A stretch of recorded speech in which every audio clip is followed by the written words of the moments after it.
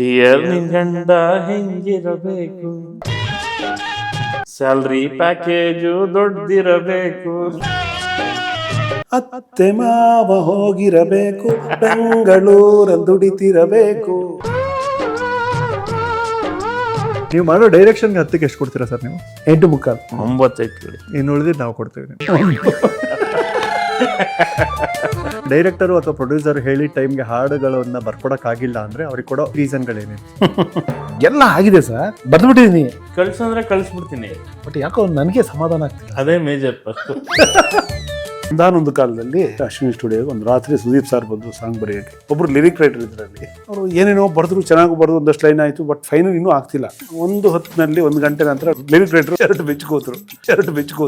ಸ್ವಲ್ಪ ಲೈನ್ಗಳು ಬಂತು. ನೆಕ್ಸ್ಟ್ ಇನ್ನೂ ಸ್ವಲ್ಪ ಹೊತ್ತಾಯ್ತು, ನಮ್ಮ ಲಿರಿಕ್ ರೈಟರ್ ಬನಿಯನ್ ಬಿಚ್ಚಿದ್ರು. ಆಮೇಲೆ ಇನ್ನೇನು ಚಡ್ಡಿ ಬಿಚ್ಚಿಬಿಡ್ತಾರೆ ಅಂತ ಎಲ್ರಿಗೂ ಭಯ ಆಯ್ತು. ಆಮೇಲೆ ಸಾಂಗ್ ಸೂಪರ್ ಆಗಿ ಬರೆದ್ರು. ಆ ಲಿರಿಕ್ ರೈಟರ್ ಹೆಸರು, ಸಾಂಗ್ ಯಾವುದು ಅಂದರೆ